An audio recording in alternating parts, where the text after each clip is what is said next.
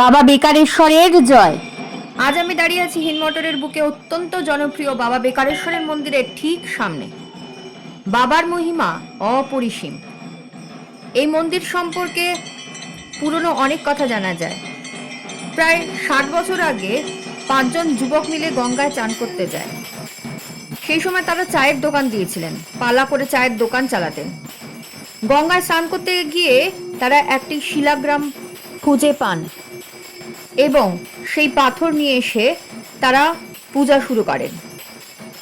এরপর থেকেই ঘটে যায় এক আশ্চর্য ঘটনা।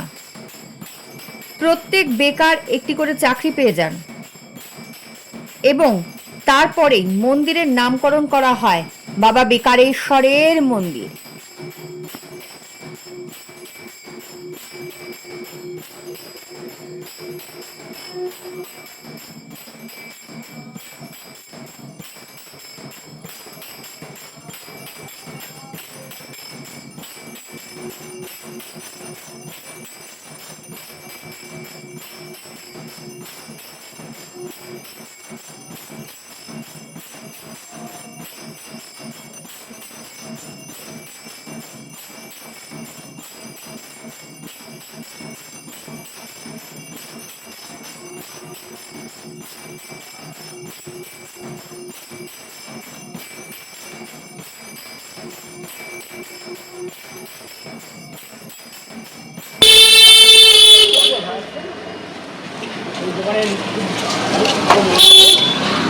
দাদা, আপনার দোকানের প্রায় 30 বছর থেকে সুনাম।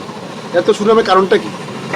কারণ সেটা আপনাদের মানে কি এমন জাদু আছে আপনার চায়ে যে এক চুমুকে এই নেশা ধরিয়ে দেয়? হ্যাঁ, সেটা কাস্টমার বলবে, আমি কি করে বলি। না না না, মোটামুটি আপনার বয়স কত? আমার বয়স 60। আর এই দোকানের বয়স কত? দোকানের বয়স বেশি, আমি 30 বছর যাবত চালাই। তারা কে চালাতো? তারা আরো অল্প অল্প লোকে চালিয়ে 6 মাস, হ্যাঁ। 1 বছর, বহু লোকে। হ্যাঁ, এখানকার যারা বেকার ছিল তখনকার দিনে, মানে যারাই চালিয়েছে তারা কি চাকরি পেয়েছে? হ্যাঁ হ্যাঁ হ্যাঁ হ্যাঁ। মানে এই বেকারেশ্বরের মন্দিরে পূজিত তারা কি? আমি চাকরি পাইনি, আমাকে এটা নিয়েই থাকতে হবে। তো এই চাকরিতে আপনি সন্তুষ্ট? হ্যাঁ, এই চাকরিতে আপনি সন্তুষ্ট? সন্তুষ্ট তো বটেই। সেটা কি সব বাবার কৃপা? ডাল ভাত করে খেতে পাচ্ছি। সেটা কি সব বাবা বেকারেশ্বরের কৃপা? 100 বার 100 বার। এই এত সুন্দর মন্দির হলো আপনার ঠিক দোকানের পেছনটাই বিশাল বড় এক মন্দির, বাবা বেকারেশ্বরের মন্দির। এটা বাবার ইচ্ছে ছিল তাই হলো। আর বাবার যে মূর্তিটা, বাবার যে মূর্তিটা, অরিজিনাল যে মূর্তিটা, হ্যাঁ। সেই মূর্তিটা কি আপনিও সঙ্গে ছিলেন যখন না হয়েছিল? না না না, তখন কারা কারা ছিল? তারা এখন আর নেই। একজনও বেঁচে নেই? না, তাও কত বছর আগে? শুনেছি সেটা 50-60 বছর শুনেছি আমি যেটা। আপনি তো মোটামুটি এই দোকানে মাঝে মধ্যেই চা খেতে আসেন, কি জন্য আসেন? এখানে কি এমন আছে যে চা খেতেই হবে আপনাকে এখানে?